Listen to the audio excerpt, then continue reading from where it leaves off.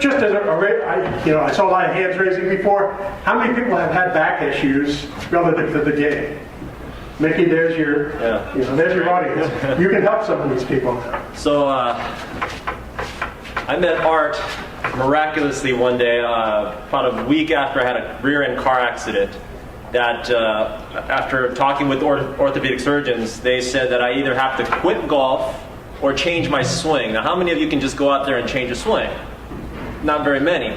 How many of you know of a swing that won't hurt your back, or is focused on longevity versus performance? I don't know one. And so I was left with x-rays of lower disc degeneration from swinging restricted methods since high school. I'm 38 now, so I've been doing it for a few years, and it turns out that the swings I was doing created degeneration in my lower back. And the doctors had said, degeneration is normal if you're 50, 60 years old. Not to say it won't happen, but in my case, it was literally from golf. So with the accident, I also had an annular tear. I think you've heard Tiger had an annular tear as well, but mine was right at the joint where my hip and spine meet, and I had L4 degeneration, which is my lumbar spine, fourth disc up, and I have other degeneration above that as well. But I was at a point where the day after the accident, I went to show a student a swing. I just took a swing like this, and I literally buckled to the floor. So now I was sitting there going, okay, I can't quit golf because that's my life. I've been doing this since I was 7. What am I going to do? And it's also my livelihood since I teach.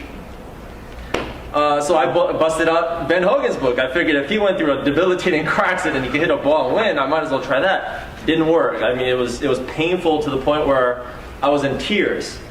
So I meet Art literally a week after that, and he comes over, generously said, hey, why don't you try this? And I'm thinking, what is this guy talking about? He sounds like a scientist. It's pseudoscience. It's nonsense. So I go home and I tell my wife about this, and she says, well, what is he? I'm like, he's a rocket scientist. So I was like, well, maybe I should listen to him. So, I implemented a lot of what he just talked about with the Bumpy Back, and I don't feel pain now. Usually you go warm up, and even after a warm-up session, you play golf, you feel pain. I don't feel pain swinging a golf club. I can't get out of vacuuming. That still gives me pain. I can't get around that with my wife. But even trimming hedges. I actually was trimming hedges one day after I learned this Bumpy Back thing, and I was sitting on top of the ladder, and I was all off balance.